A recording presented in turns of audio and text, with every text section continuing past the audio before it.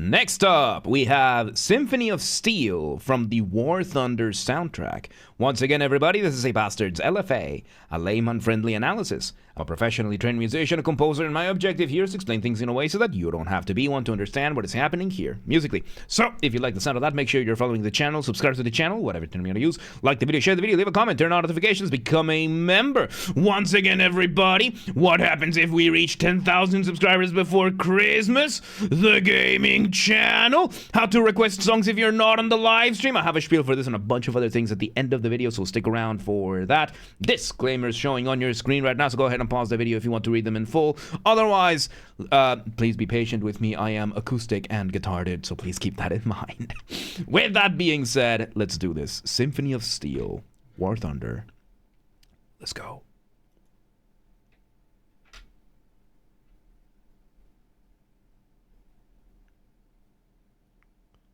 Okay.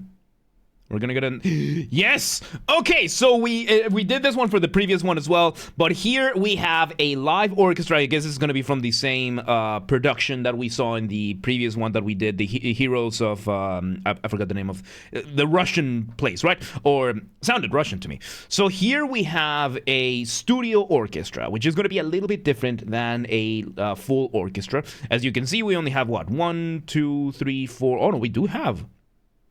Oh, it is a full orchestra, just crammed into, like, the camera makes it tricky. Because we have 10 first violins, it seems like we have 10 second violins, we have probably 8 violas, maybe 8 cellos as well, and then the double bass is behind. So, Prokhorovka, yes, thank you, yeah, the Heroes of Prokhorovka, thank you, yeah, I'm so bad with names, so, yeah, so let's see how this goes. We get to see the instruments play.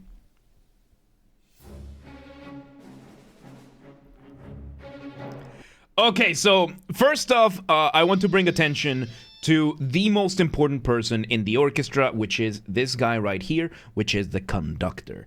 Nidia, thank you for the follow. Welcome to the Mosh Pit. Welcome today. How you doing? So, the conductor of the orchestra is basically a human metronome. This person over here is, at the very least, a little bit crazy, because the job of the composer is going to be cueing, keeping the tempo. So he's going to be determining the speed at which everything is happening. He's going to know every single note played by every single instrument in this ensemble, and he's also going to cue people in and give them instructions like play louder, play quieter, stop, that kind of stuff, start, that, everything else. And you do that while keeping the tempo in one hand, which is why the hand waves, right? Like, this is how you keep the tempo, you count the bars and everything. So we start with the with some percussion. It sounds like the timpani. With some timpani hits, we have the violins and the violas giving us this, like, taka taka taka, while the cellos, and it seems the double basses as well, when you have both the cellos and the double basses playing the same, is called the bassi. The bassi here playing an initial bass line similar to Heroes of Prokhorovka. We had that something similar, starting with this going. And classical VIP, we're doing this, then giveaway, then live. So yeah, let's hear it again, right? So we have the snare, by the way, snare and timpani. Some percussion. So yeah, the cellos, the double basses, the bassi, very quietly are giving us what I believe could be our initial motif. Motif being the smallest version of your musical idea, the seed, the essence from which everything else comes from. And let's just see where it goes.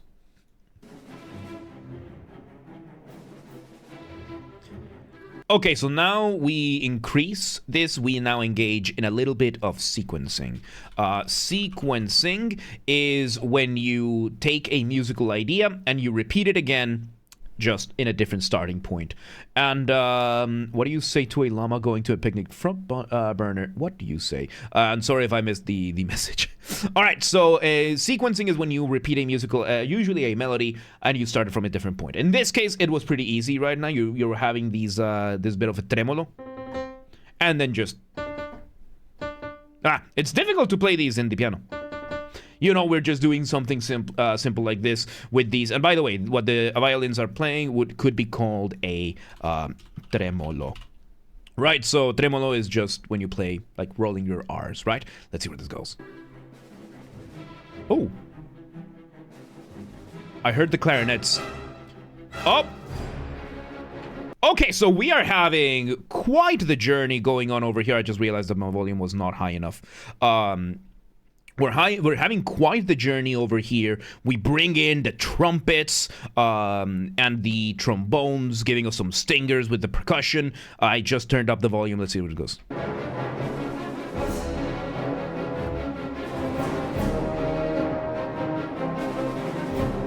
Okay, so now we have the tuba, and it sounds like the bassoons are doubling along with it. Doubling is when you have more than one instrument playing the same thing at the same time, and we are now doing an elongated version of the motif. So elongation is when you slow something down in the music, usually proportionate to the rest, without slowing down all of the music. If you're slowing down everything, is called a ritardandi. Or a ritardando, right? Yes, this is unironically the term, right? So elongation is when you slow down a melody so that everything else is still playing the same tempo at the same speed, but now this is going slower. A retardando is when you slow down everybody, right? It's a gradual slowing down for everyone. Let's see where this goes. We have the violins as well going, they're slowly, like everything is slowly unfolding and develop it a little bit more. And we now have the violins with that tremolo that they were doing. They are slowly adding a little bit more every time. We're having the clarinets, doubling them as well. And this is a really good use of orchestration. Orchestration, of course. Or instrumentation, being the art of picking the right instruments for the right sound, the right texture, sometimes even for the right psychological response. In this case, we are using the tuba for this overarching melody because the tuba is a big horn. It has this very oppressive presence to it. Let's see where this goes. The flute's there, giving us a stinger. Very nice. This piece over here has Stravinsky written all over it. A composer that is the father, basically, of this type of composition, Igor Stravinsky. This piece over here has a lot of his elements. We're messing around a lot with rhythm. We're messing a lot around with melodies. We're superimposing things, overlapping things, experimenting with things, and just adding these things insanely good. Let's see where this goes. So yeah, we're cycling. Ooh, we have the percussion, some war drums. Oh, and we have a chorus as well in the back. We have a chorus singing in the far back. We have some vocals doing their thing. And yeah, as you can hear, like we're having the essential accompaniment, keeping everything kind of consistent. And then we are cycling different melodies throughout the ensemble. We're just flying around. I mean, it's called Symphony of Steel, and each of these melodies is very dominant, very aggressive, but it's always cycling between the different combinations of instruments. They're always considerably louder than everything else, and most importantly, they are never fully even. They're never fully even with the whole rhythms. They're kind of like flying through, right? Which I guess theme of War Thunder, you know, formations, airplanes, ships, kind of thing. So very on theme, I would say. I've never played War Thunder, but very on theme. Let's see where it goes. Oh, French horns giving us that held melody. Variation now on those tremolos. So now we're having both tremolo and arpeggiation from the violins. Arpeggios, I have Italians in the chat. Arpeggios is when you play a chord one note at a time. So in this case, you know, we're having minor chords, so you know this kind of thing. Here's, for example, C minor. Here it's arpeggiated, right? And what we're doing is we are applying that tremolo, you know, rolling those R's on the instrument while engaging in the arpeggios. Very, very cool. Over here in this shot, you can see the choir over here. It seems to have a full choir. Might even have a six-parter because it looks like sopranos, mezzos, altos, tenors, baritones, double bass, and basses all there. So this is a full ensemble. Let's see where it goes. We bring this back quiet and allowing those we sequence again. Oh! We now bring in a chord from the French horns, just crescendo, diminuendo, just getting louder and softer. French horn, of course, having that incredibly warm sound that it can have, while we are having the tubas and the trombones giving us, again, this very like stepwise, like marching, very oppressive melody at the same time, giving us, of course, some counterpoint. Counterpoint being the study of melodies, how they develop, how they interact with one another, usually in the context of having two or more at the same time. Sorry, it's very distracting to see the pregnant lady just next to my paint.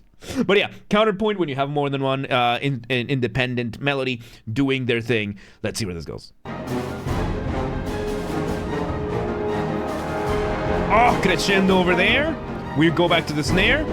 And of course, the snare being very much an instrument associated with marching, with the military, with war, that kind of stuff. Pregnant lady jump scare, good for her, dude. Good for her. Good for her. Being a mother is the most wonderful thing that can be. Like, families are the most wonderful thing in the world. So anyway, let's see where this goes.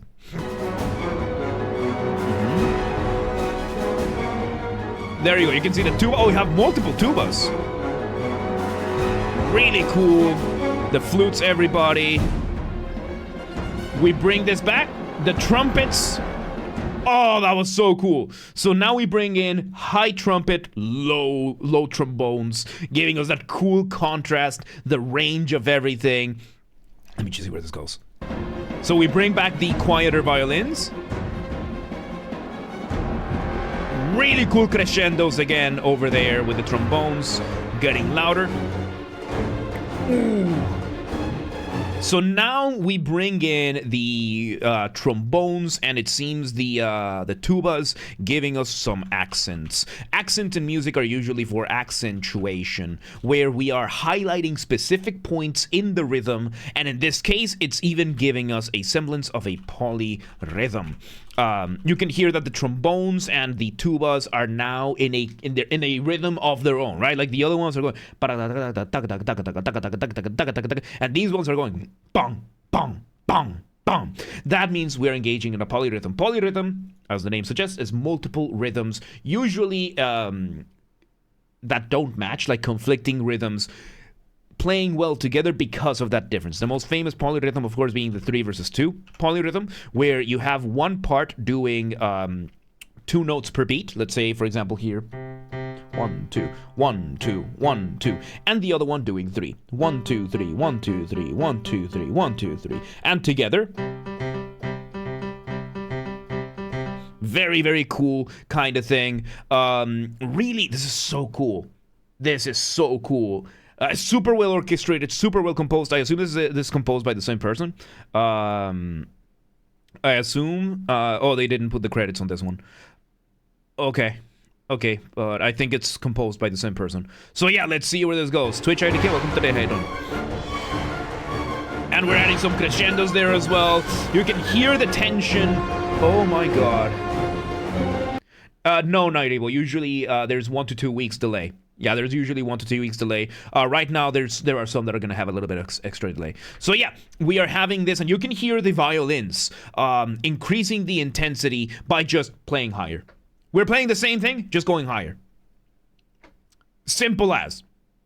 Simple as, really, really cool, where it's still having those trombones, those French horns, just really, really, really hammering in these very oppressive melodies for everything else. Of course, the track is called Symphony of Steel.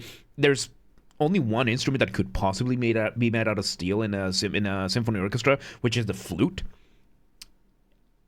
Which usually they're not made of steel. They're usually made like of different alloys.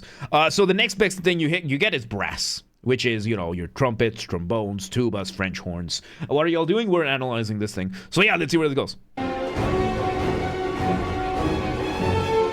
Very cool. Oh, and we have the cellos and the... Oh, we even brought a gong? Oh, there we go.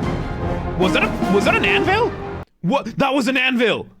Oh my god, we used an anvil! You can see it right here. I think that... No, that's just the stand. That sounded like an anvil. That sounded like an anvil. We're having the boss seat doubling the brass. I hope that has to be an anvil, giving us some accents there. Variation of the melody. Come on, show me the anvil. Oh, this is so cool. Really cool. Yeah, we have a lot of percussion going on over here, escalating things further. The war drums doing their thing, the chorus coming back.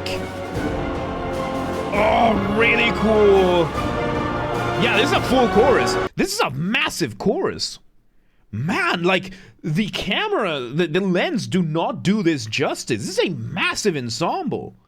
This is a massive ensemble. This is a full orchestra with a full chorus. Chorus, by the way, a choir or a chorus, is going to be a group of people singing, right? So we have the main standard that we have is the SATB, which stands for soprano, alto, then tenor, and then bass, which is, you've seen bigger chorus. I know there are, but this is still a massive one. So yeah, soprano is going to be the higher range of women. The alto is going to be the lower range of women. Tenor going to be the high range of men, still lower than alto, and bass being the lower range of men. There are then two more that you can add for a standard one, mezzo soprano, between the soprano and the alto, and the baritone between the tenor and the bass, and they're going to be either the full range of the soprano and the alto or somewhere in between, right?